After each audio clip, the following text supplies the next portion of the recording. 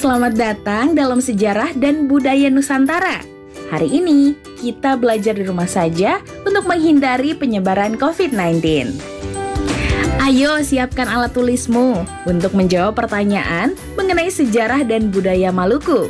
Kerjakan tugas ini dengan bimbingan guru atau orang tuamu ya. Sekarang mari kita simak sejarah dan budaya Maluku selengkapnya. Hai teman-teman, kali ini kita akan menyimak sejarah rempah di Kepulauan Banda yang terletak di Provinsi Maluku. Rempah-rempah yang tumbuh dan ditanam di Nusantara selama berabad-abad silam telah menjadi daya tarik bagi bangsa-bangsa asing untuk datang. Salah satu wilayah penghasil rempah terbesar di timur Indonesia adalah Kepulauan Banda.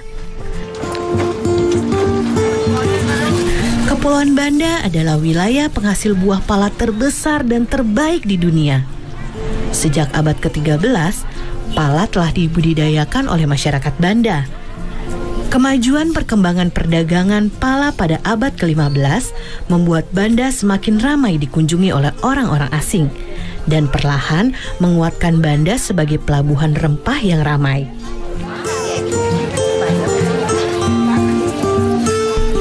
Sudah sejak lama, pala dimanfaatkan untuk berbagai kebutuhan hidup manusia. Pada abad ke-9, di Mesir dan India, pala digunakan sebagai pengawet jasad. Masih banyak lagi manfaat buah pala lainnya. Daging buah pala dapat dibuat sirup. Fuli atau kulit pembungkus biji pala dapat dimanfaatkan untuk membuat parfum, dan biji pala dimanfaatkan untuk obat-obatan, bumbu masak, kosmetik, dan minyak astiri. Berbagai manfaat buah pala inilah yang membuat bangsa Eropa sejak abad ke-16 berlomba-lomba datang ke Banda. Pada abad pertengahan, harga pala di pasar Eropa sangat mahal. Kalau dibandingkan dengan zaman sekarang, seperti gadget canggih yang harganya bisa puluhan juta rupiah. Tahukah teman-teman, kalau rempah-rempah Maluku telah dimanfaatkan sejak zaman Romawi. Pala dibawa ke Eropa oleh para pedagang Cina yang singgah di Maluku. Pala juga dibawa oleh para pedagang India melintasi Asia Tengah dan Asia Barat. Dari situlah kemudian pala tersebar ke berbagai penjuru dunia.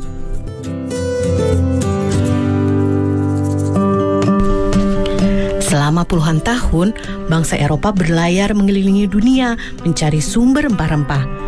Bangsa Portugis menjadi yang pertama kali mendarat di Banda pada tahun 1512. Kedatangan bangsa Portugis kemudian disusul oleh kedatangan bangsa Belanda pada tahun 1599. Inggris pun tak mau kalah. Mereka menyusul Belanda datang ke Banda pada tahun 1601. Persaingan Belanda dan Inggris memperebutkan pala di Banda akhirnya membuat Portugis tersisih. Melalui Serikat Dagang VOC, Belanda menjalankan taktik yang kejam untuk menguasai perdagangan pala. Belanda bahkan tak segan menggunakan berbagai cara, termasuk menyingkirkan para pemimpin desa atau yang dikenal dengan orang kaya. Kedatangan bangsa Eropa yang ingin menguasai perdagangan pala membuat masyarakat Banda menderita. Kejayaan pala sebagai rempah-rempah yang dicari oleh masyarakat dunia justru membuat masyarakat Banda perlahan terpinggirkan. Pada abad ke-19, setelah Inggris berhasil merebut Pulau Run dari tangan Belanda, Inggris kemudian membawa pohon pala keluar dari Banda dan mulai menanamnya di Sumatera dan Malaysia.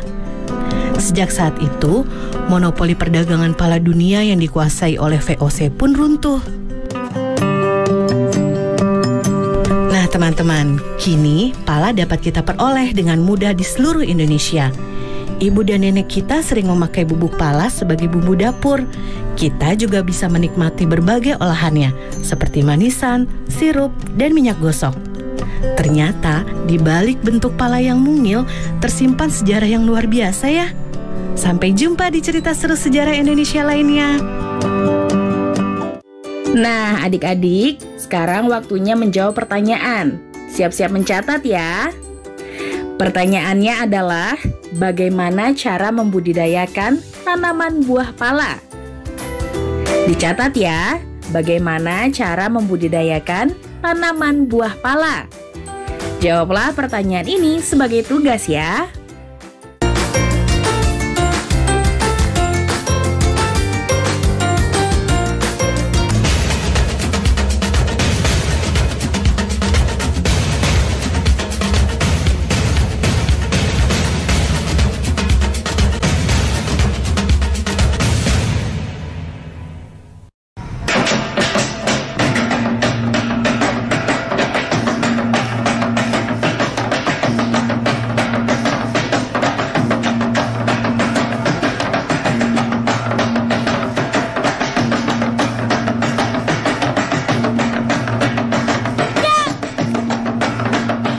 Sobat Pelangi, berjumpa kembali dalam program kesayangan kita, Pelangi Nusantara.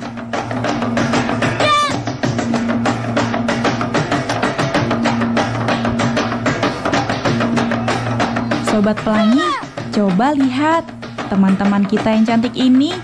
Mereka itu sedang menari apa ya?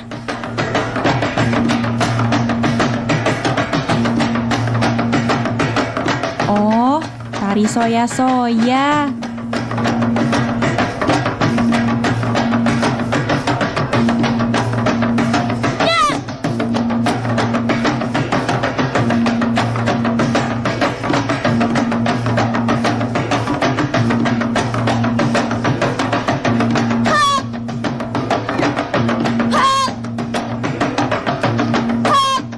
Tari soya-soya itu apa sih?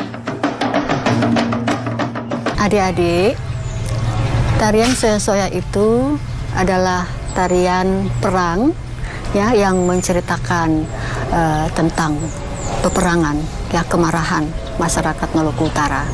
Dan asalnya itu sebenarnya dari Pulau Kayowa.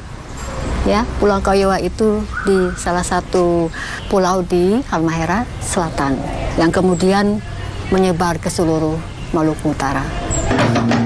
Oh, ternyata tari soya-soya itu berasal dari Maluku Utara. Aku ingin tahu deh, latar belakang atau sejarah adanya tari soya-soya ini. Waktu itu terciptanya itu secara spontan sebenarnya ya adik-adik. Pada saat masyarakat atau yang di sana di daerah Maluku Utara itu disebut dengan Balakusu Sekano-Kano.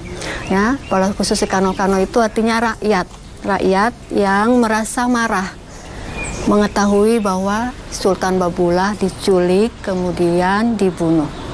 Seperti itu sampai terciptanya tarian tersebut gitu. Sobat Pelangi, perhatikan deh pakaian dan tata rias wajah mereka. Keren ya.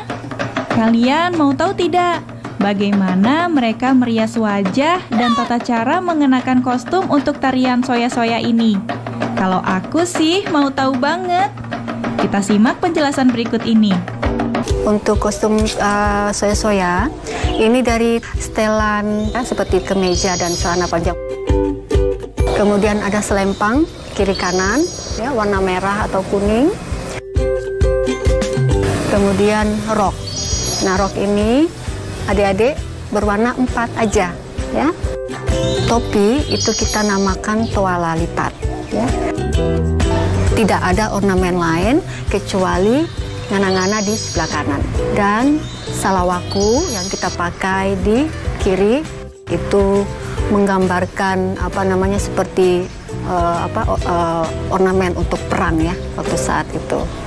Jadi tarian soya-soya karena laki-laki semua, kita tidak memakai make up.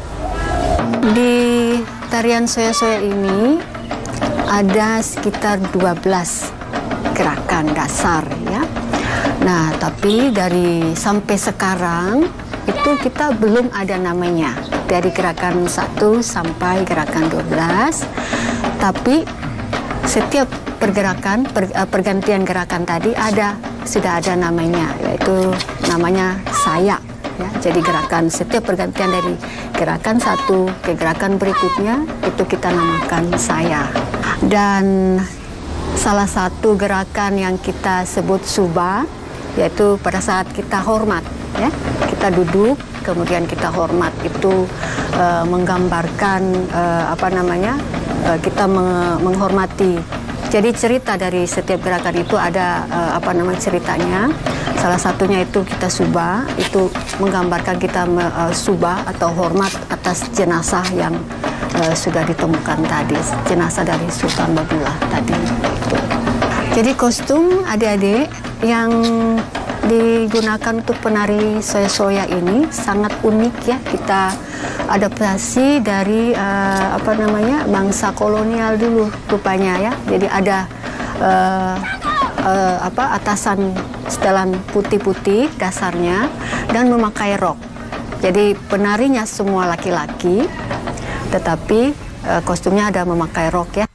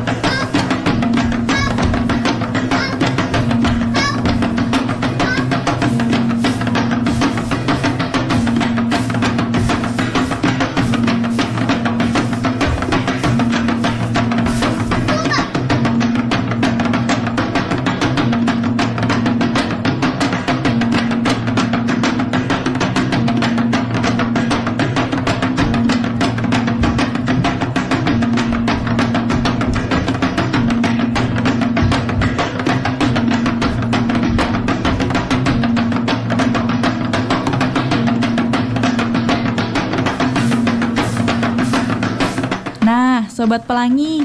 Demikian program Pelangi Nusantara kali ini. Sampai jumpa di episode selanjutnya.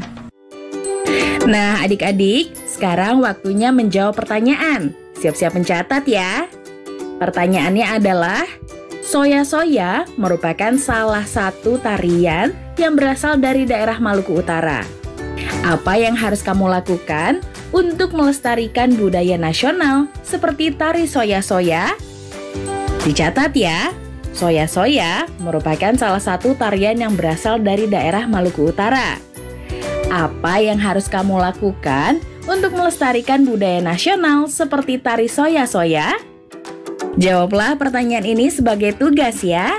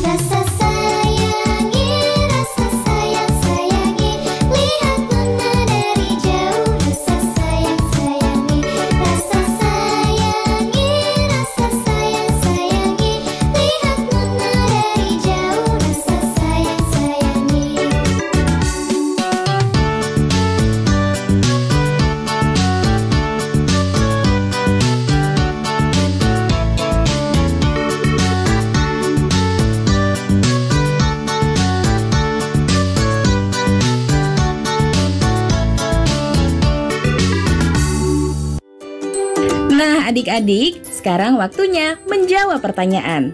Siap-siap mencatat ya. Pertanyaannya adalah, apa nasihat yang terdapat dalam lagu Rasa Sayange? Nyanyikan lagu Rasa Sayange di depan ayah bundamu. Dicatat ya, apa nasihat yang terdapat dalam lagu Rasa Sayange? Nyanyikan lagu Rasa Sayange di depan ayah bundamu. Jawablah pertanyaan ini sebagai tugas ya. Baik adik-adik, nanti kerjakan pertanyaan-pertanyaan tersebut sebagai